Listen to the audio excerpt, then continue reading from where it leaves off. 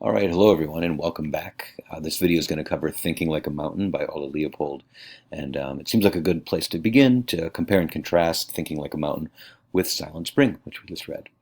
So you have on the screen in front of you some of the major points I saw as I looked through. Many things are possible, of course, but let's just talk about do a little contrast with Silent Spring. So much like Silent Spring, Thinking Like a Mountain uses mystical rhetoric in describing nature. I talked about this in the video for Silent Spring. Here we might look at the first couple of paragraphs. Uh, Paragraph 2 offers some examples, some descriptions of this sort of mystical thing that happens. And then we get down here. Yet behind these obvious and immediate hopes and fears, there lies a deeper meaning, known only to the mountain itself. So something mystical or spiritual going on here that lives inside of nature in some way. We saw something similar in Silent Spring as well. Right? It was spellbinding. It wasn't quite witchcraft as we saw at the end of the fable section, even though the rhetoric presented made it seem that way in Silent Spring. In paragraph 3 also here, those unable to decipher the hidden meaning know nevertheless that it is there. So there is something spiritual or mystical going on here, and we have rhetoric doing that work for us. Maybe not quite as much rhetoric, not as much coded, patterned type of use of rhetoric as Silent Spring, but we still have that idea of spirit and nature here. Number 2, we might say that this holds a deal of mystical rhetoric, or nature as spirit, except for the narrative action setting, the approach and the shooting of the mother wolf. So we can think of this as sort of nature as spiritual, and it's kind of argumentative and descriptive at the beginning and as well at the end. And sandwiched in the middle is this narrative action. We have a character, of course, and we could see the mother wolf as a character as well, which draws upon our emotions. So recognize that we didn't have a lot of narrative. We didn't have characters in Silent Spring, right? So this is making its argument, presenting its information in a very different way. Number 3, it uses past tragedies to call for a better future. This is a little opposite of the fable of the golden age that opens Silent Spring in chapter 1. Yet both call for ecological thinking to remedy mistakes. For Thinking Like a Mountain, it's the tradition of hunting for pure sport that unbalances nature and the ecology. For us, it was the past tradition. For Silent Spring, it was new toxins in the environment. Something new is happening, right? Yet both are making calls for ecological change. Number 4, although Silent Spring uses fable, much of it reads like description and argument, right? Thinking Like a Mountain has a legitimate narrative, as I mentioned a moment ago. It has characters, a setting, rising action, the climax, the shooting of the wolf, but also probably the narrator's learning when he sees the fierce green fire in the eyes of the mother wolf, right? That's the climax of the narrative. And then the narrative ends soon after that. And we're pulled back to what is essentially a fairly literary description, metaphorical greatly, this idea of thinking like a mountain, whatever that might be. But still not narrative, certainly not narrative. So we've got both forms, narrative and argument, in here.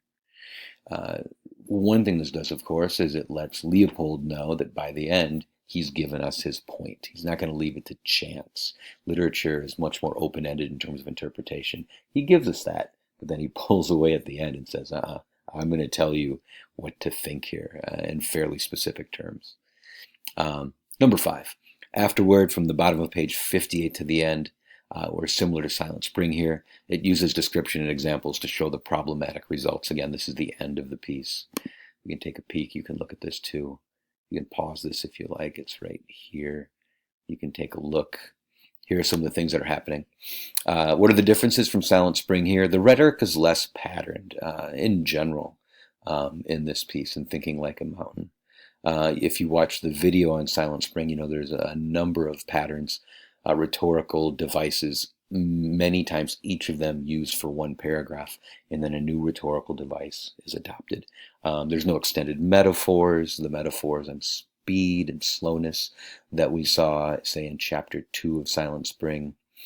There's no apocalyptic rhetoric you might notice inside of Thinking Like a Mountain. Number 2 here, it's written in the tradition of a nature essay, right? A naturalist essay. Contrasting this with Silent Spring, particularly Mountain's narrative action sequence illustrates how Silent Spring, despite heavy-duty rhetoric, the rhetorical patterns, the rhetorical devices, literary quality writing is still argument through and through. And in that way, it's similar to scientific writing. There's little narrative that exists inside of Silent Spring. No use of characters or rising action or anything like this. It is all description and argument through those many, many rhetorical devices, such as apocalyptic rhetoric, logos, ethos, pathos, those types of things. Lastly, Mountain takes advantage of narrative empathy for the characters, including the mother wolf. There's your pathos right there. We certainly don't want to see the wolf die. And we're meant to identify with the main character, Leopold, as well, as someone who has, learned from his mistakes, so to speak. So it functions as narrative in the middle, but probably argument, we could say, in description on either end of this essay. So just a few different rhetorical differences there in the way it's making its points. Probably worthwhile to look quickly at some of the basic things from our other reading, Discourses and Wolves. Here are the big takeaways I'd like you to see, and I can walk you through a few of these in the article as well.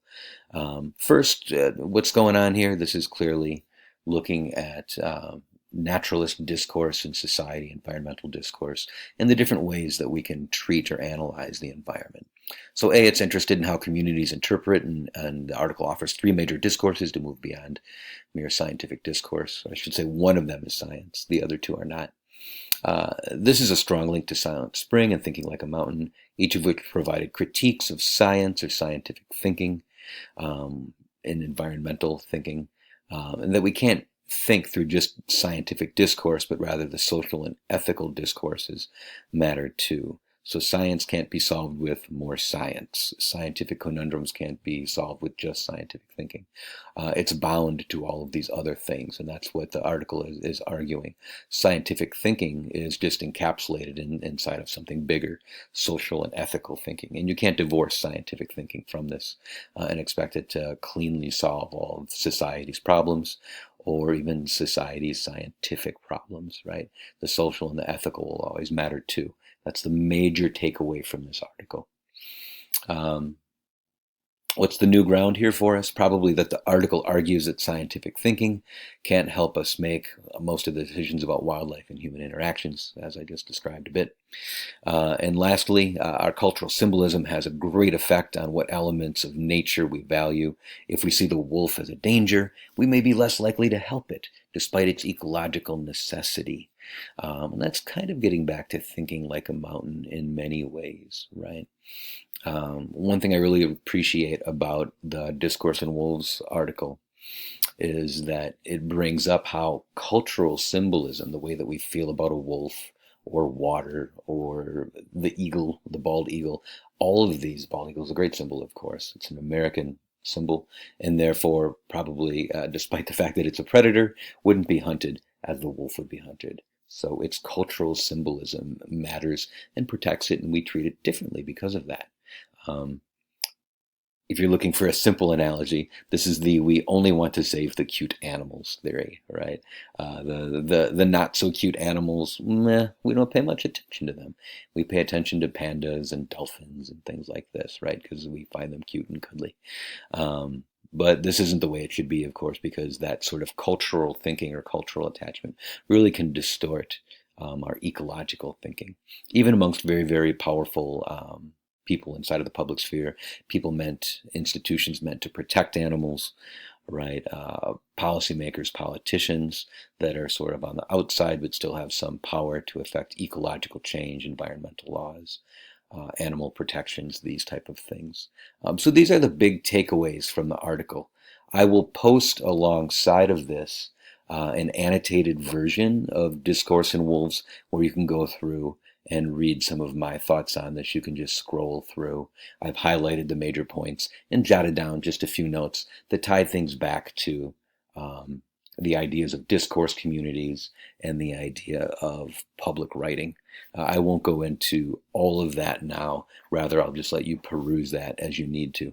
The last thing I might say here is that this article is yet another great article to set up your thinking for your papers. The idea that there's scientific discourse, social and cultural symbolism in the discourse that accompanies it, as well as ethical discourse, is 3 different ways to make an argument. that if we're thinking of your second paper, your life form paper, 3 different ways to make an argument that your life form matters, right? 3 different ways to reach the public. And so that's one thing we can do with this article. In the end, it's not about wolves. The reason I assign this for the class is because I want you to remember these 3 basic discourses are 3 different ways of arguing for anything, right? And that's the big, big takeaway from this article.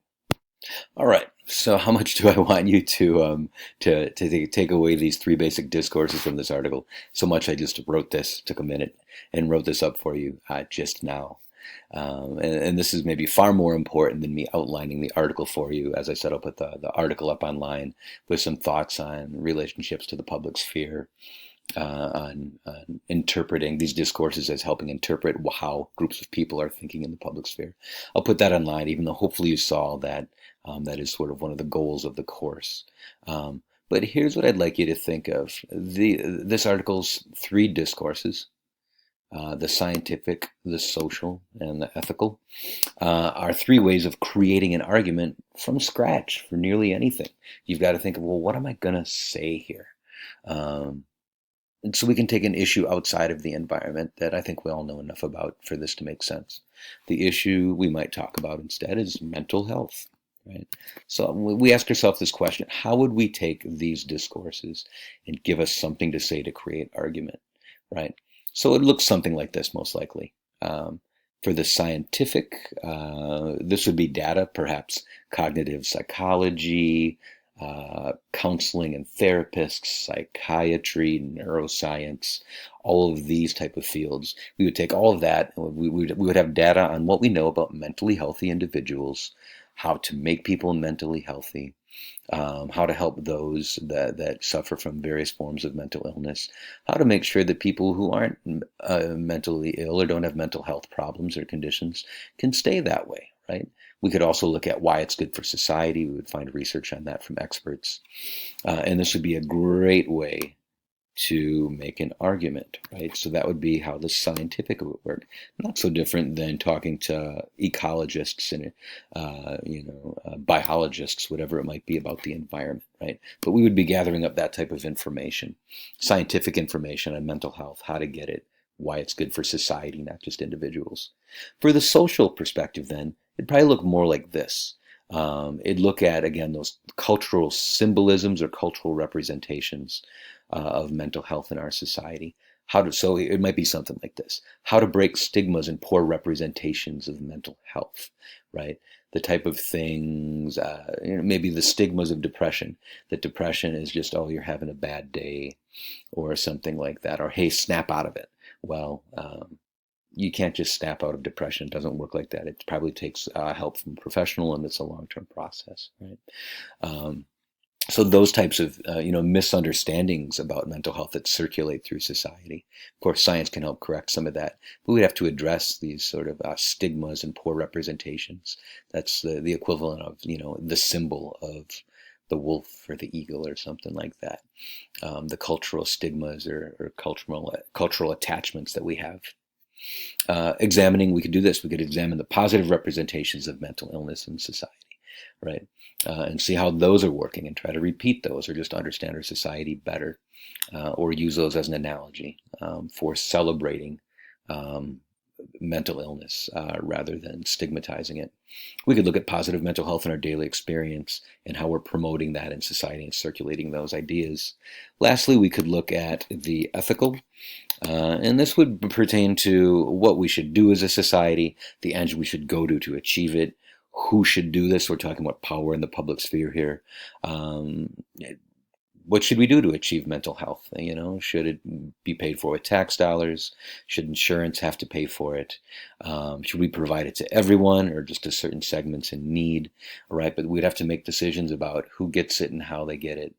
And this would be a societal discussion, and that we're in the realm of ethics there, not just looking at how we feel about it necessarily, but what should we do about it? How should we provide it to people? How should we take care of ourselves as a society? So the big takeaway here from this article has nothing to do with the environment, even though that's what it focuses on. It has to do with using these 3 ideas to create arguments. And that's really the big takeaway from our entire course. You may remember the environment, but I'd like you to remember these strategies.